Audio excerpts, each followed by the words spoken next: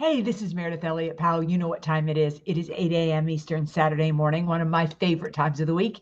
It is time for Sales Logic, the show where we dive into the strategies, discuss everything you need to know to sell more effectively. How you doing, Mark Hunter? I'm doing great. Hey, the topic we got today, the sales questions that uncover pain, value, and the yes. And our lightning round, top 10 ways to build your personal brand. We got a great show, right? Let's do it.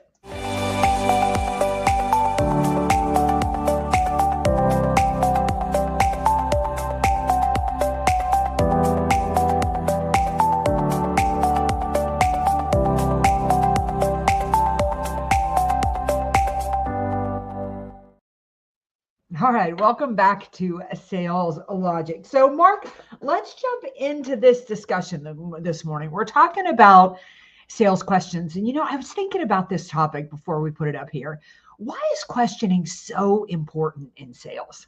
I think because people don't want to hear no, they don't want to hear something they're not prepared to handle. They're scared of what the customer might say. And yet that's the real issue. And there's something else. It's funny. If you ask a bad question, you can't think you're going to get a good answer. You're not. You've got to be able to ask direct questions. One of the questions that I love right out of the chute asking is what's the problem you're attempting to solve and what's the outcome that you're looking for? You've got to come at it hard and fast quickly. Yeah, I always like to start with a question. I always say, I've done a lot of research on your company and I know what your website says and I understand what, Wikipedia has put out there. But I'd love to hear your story. I'd love to understand from you, tell me about the business. Tell me what you love about it. Tell me the biggest challenges that you see with it and tell me what you're focused on for the coming year. I like that question that you raised because you're asking them to explain the business and talk about it, but you told them right up front that you did your homework. It's not like, oh, you didn't do anything. Tell me about your business. Well, gee, we're dealing with Ford Motor Company. I think everybody's heard of Ford or something of that nature.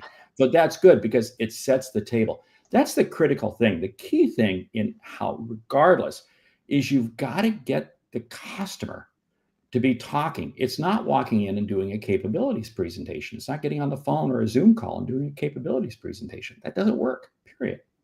Yeah, I also think it's important to understand that while you need to have a list of questions when you go in, what you're doing with each question is really paying attention and being present and listening for the answer to uncover the next question. I mean, you definitely, we want to talk today about the best questions to uncover pain, the best questions to uncover value.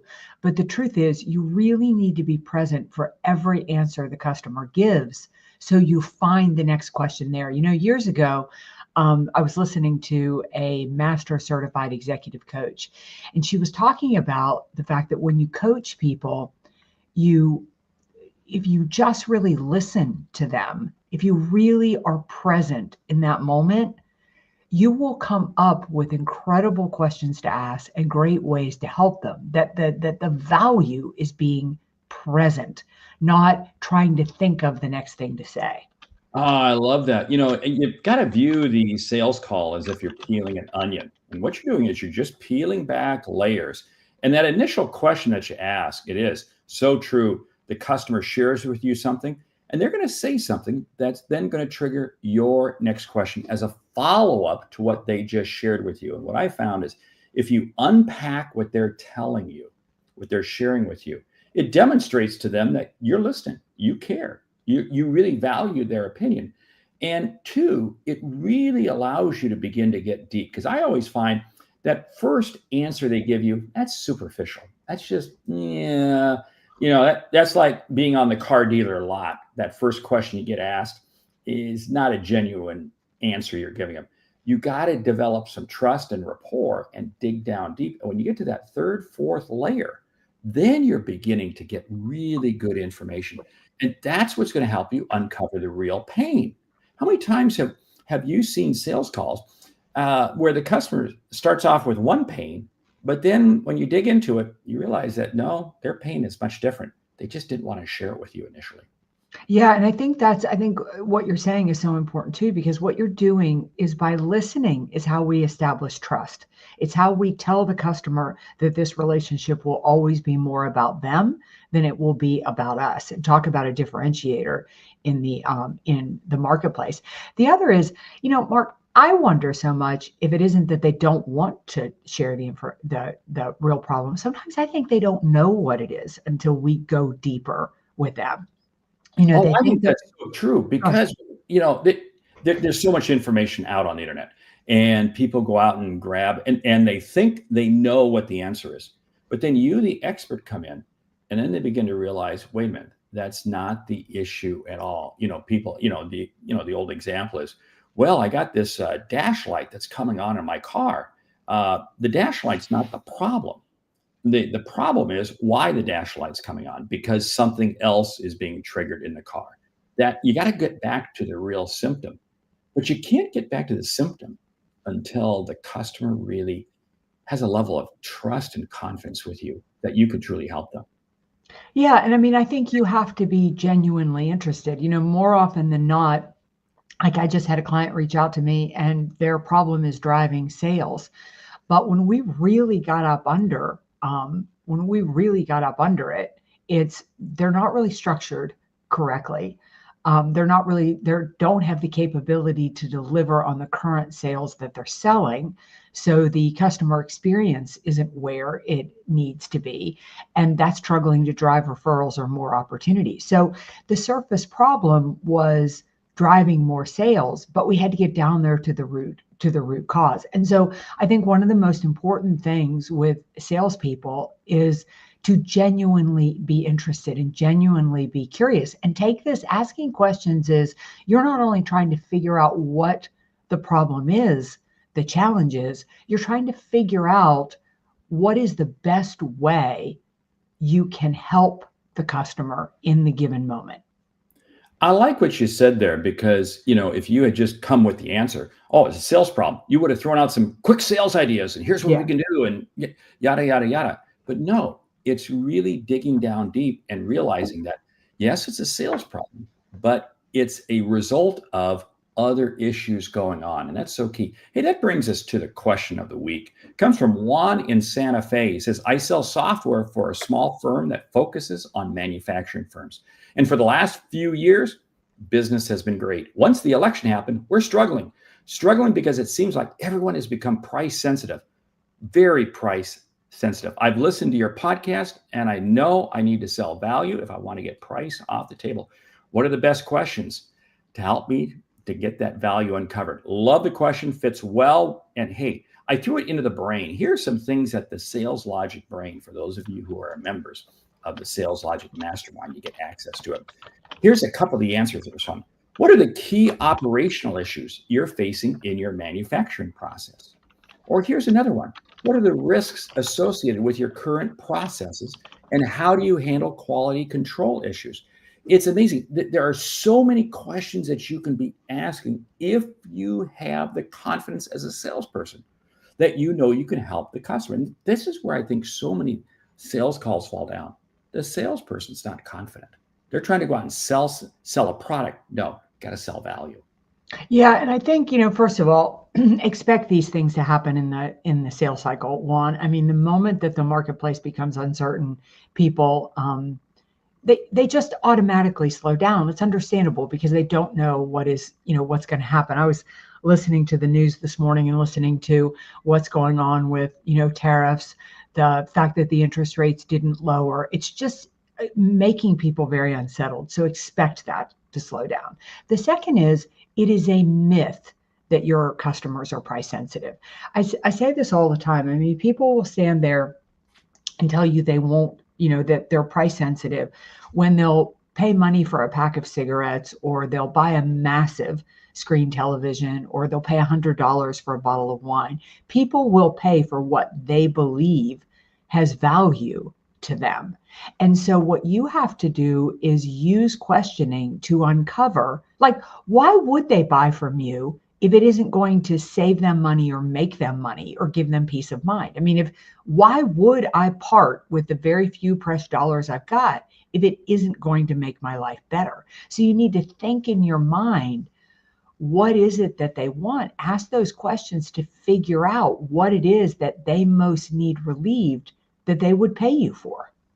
I love spinning it around and saying that the customer is smarter than ever. The customer is smarter than ever, and they're only going to put their dollars where it's going to be the greatest return. And just to what you said, if it doesn't help them solve an issue, that they can be confident it's going to help them solve an issue, then they're not going to do it. Another question that the brain came back to Juan, it said, how do you currently measure success in your operations, and what improvements are you looking for? Now, if you think about it, that's a perfect starter question, because whatever it is that the customer shares, I can then ask a follow-up question on that, ask another follow-up, and I can keep drilling down deeper and deeper, going back to the onion. I'm peeling layers. And when I gonna get enough layers peeled on the onion, now I'm going to really find out the problem that the customer has. And they're going to be crying too. Okay, that was weak. That was bad. You also need to focus on if they are the right customer. I mean, we talk about this so much on this show, but part of the, your first set of questions with a prospect ought to be qualifying questions. I call it selling from a place of power rather than selling from a place of need.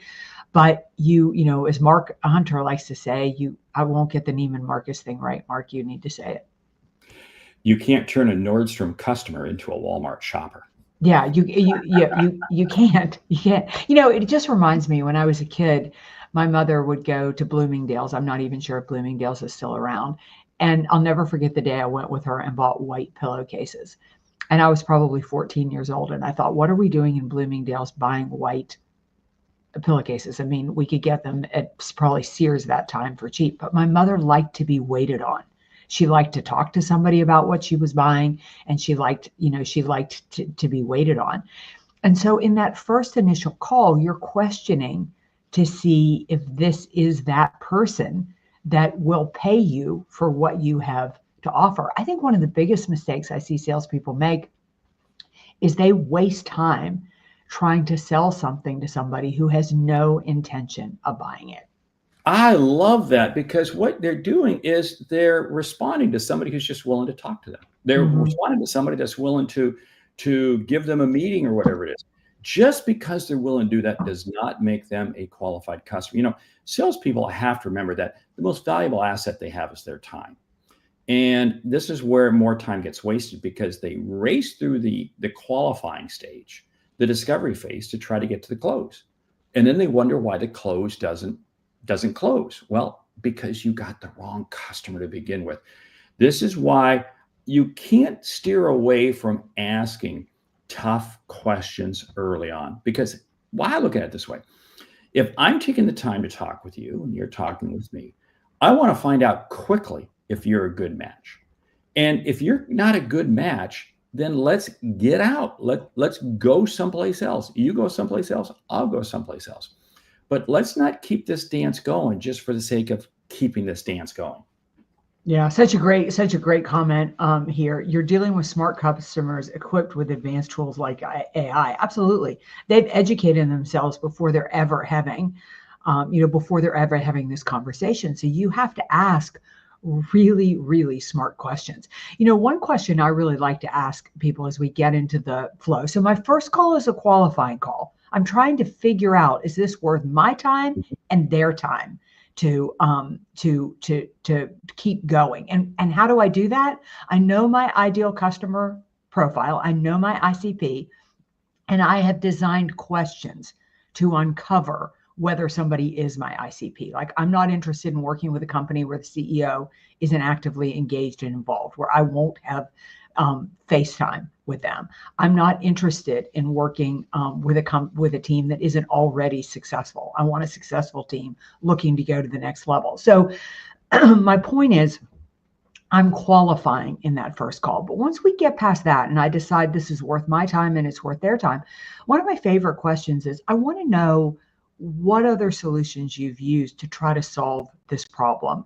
What, if any, have made a little bit of progress? What, if any, haven't worked and why? Because I'm trying to figure out their commitment. I'm trying to figure out, maybe I don't want to offer some things they've already tried that haven't been successful. And most importantly, I want to understand what my obstacles are once I provide a solution to getting this across the finish line. You raised two great points there. That first one is, just as we have to earn the right to meet with the customer again, they have to earn the right to meet with us. And if they don't fit the criteria on both sides of the table, then let's end this right now. That is so key. And too many salespeople, because they have a shallow pipeline, they have nothing in their pipeline. They are looking to keep anything and everything in it. Wrong. I want to qualify you out as much as I want to try to qualify you in. And that question that you asked, question that I love asking is, how have you solved issues like this in the past? What's been the decision-making process? Because what I'm listening for, are there other people involved? Is there a certain timeline? Are there certain procedures and processes that they go through? I want to find that type of information out early, because if they say, oh yeah, you know what, we normally take it to this committee and the committee only meets once a quarter. Okay, that's a signal to me. I guess what? I now have a sense as to when this might close or might not. And I got to determine if I stay in the game. But understanding the process that they use and other people is critical, because we all know there are far more decision makers involved in every decision being made than ever before.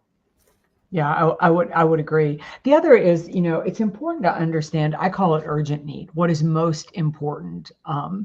What is most important to them? If they could solve one thing this year, there's a lot of challenges in front of them. What is the most important to solve? What impact would it have and why? And that really tells you how they prioritize. It tells you what they're willing to pay for. And it tells you what your obstacle is to selling anything else. Because until you sell urgent need, people won't buy anything. They won't buy anything else. You have to solve what is most important in front of them. So true, because customers are only willing to solve their top number one or number two issues. Yep. You may have a great idea. Oh, wonderful. This is great. But you know what? It's number 9, 10, 12 on the list. We want to do a backyard. We want to do a bunch of work in our backyard. And yeah, but you know what? Right now, we got other things on our plate. We'll take care of it probably in 6 or 8 months or something like that, but not right now. Yeah. You got to understand what is because here's the whole thing. Time is a huge determining factor in terms of the urgency. Gee, that goes together, doesn't it? Of course it does. But what I'm saying here is this, that you may have a great solution, but if it's not the right time, it's not going to happen. And you got to really question, am I spending my time correctly? Yeah. Yeah. The other thing I think that is so important, and Mark, you talk about this all the time, but is to ask really good questions around decision making. How do they make decisions? Who needs to be involved in the decision? What information do they need to make, to make a decision? Is there a budget set aside for this, or is there something we need to put together for that? You need to know how all of this is going to work. Oh, that's so true. Because again, companies, I was working with a company the other day, and the challenge is they want to do some things. They want to make some improvements to their business. I'm working with them from a consulting standpoint, but it's clearly a capital expenditure. And because they're owned by another company, guess what? It's not going to happen for at least 12 to 18 months. So any salesperson walking through the door, knowing that they need to make these improvements, it's not going to happen for a long time. You've got to understand who else is involved, and don't hesitate. If they call out a name, if they call out somebody and say, hey, let's get a meeting arranged with them. Remember, bam, fam, book a meeting from a meeting. Every time you're conversing with somebody, you got to make sure that I'm booking. And it may not be a meeting with that person, but it may be a meeting with a person who they brought up that said you need to talk to. Yeah, this is great comment here. Great questions to learn about the past history and decision-making process.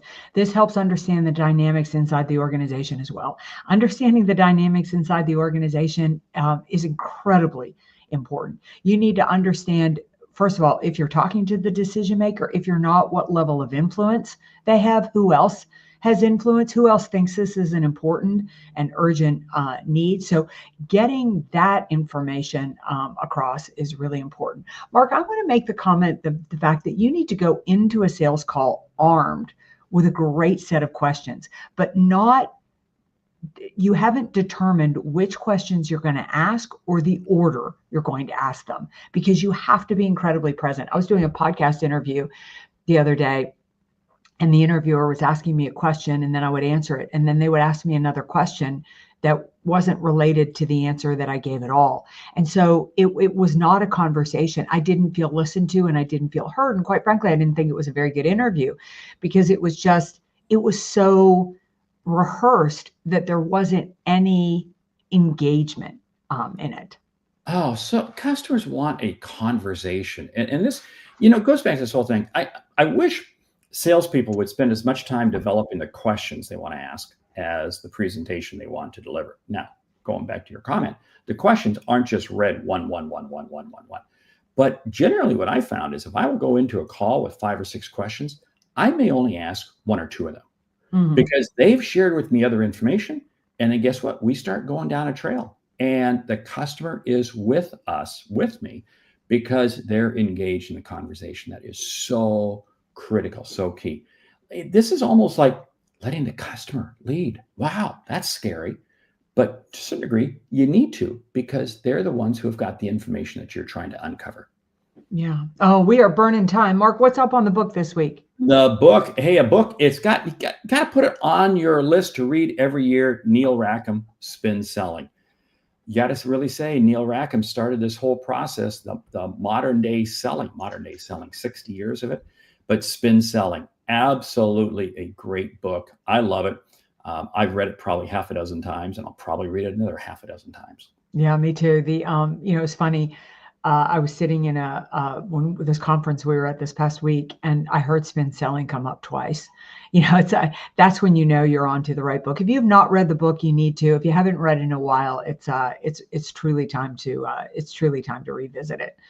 All right. Hey, before we do that, you mentioned we were at a conference. We were at the National Speakers Association, and for those of you who don't know, Meridith is wrapping up 2 years as the chair. Exceptional job. This conference was over the top. You talk about so many highlights, Meridith. We all owe you a debt of thanks. Thank you so much for your service as chair and for the years that you've been on the board. So thank you. Thank you. Mark, I love this comment here. So very true. Asking powerful questions without listening is basically a monologue. Boom. That is a drop. That is a mic drop for today's show. What a beautiful comment. I will credit you, but I'm going to steal that. Asking powerful questions without listening is basically a monologue. It is a one-woman show if you are not in there having the conversation.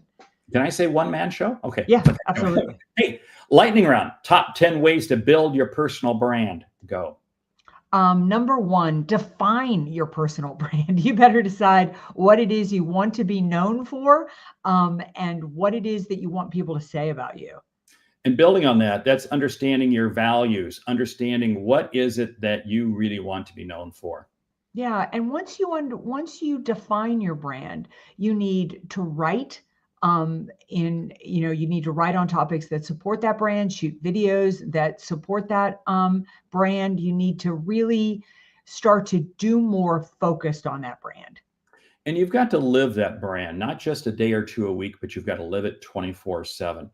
You have to be, your brand is not your brand until it's an authentic brand. Otherwise, it's just a fake copycat.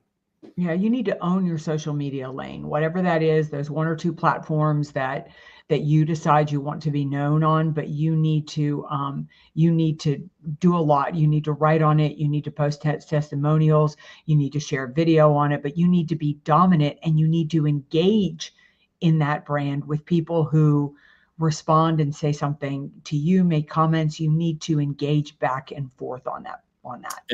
And that's key. It's the people you associate with. Who are the people you're connected to on social media? Who are the people you're engaging with? It is amazing how we become a reflection of the people who we associate with the most.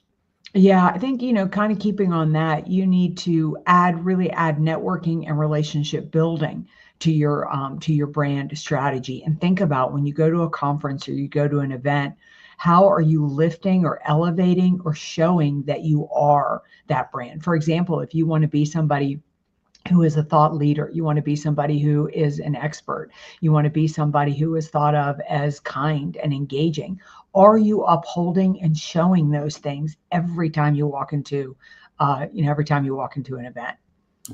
Who's holding you accountable to your personal brand?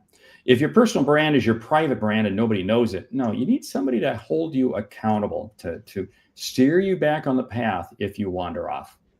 Yeah, I would say that you really need to use testimonials and social proof, showing others that, it isn't just you touting your brand, but that others see your brand as well. And number 10, I should say, or number 9, I'll let you do number 10. And that is, make sure that your messaging, your sales process, everything that you're doing is a fulfillment of your personal brand. Don't have them be disjointed. If they're disjointed, you got to look at the company you're working for. Maybe you need a different job. Yeah, I think if you want to look to expand your brand, think about collaborating and connecting with others who have brands like yours or adjacent to yours, because sort of that a rising tide lifts all boats. So promote others that have a brand like yours, and they'll turn around and promote you.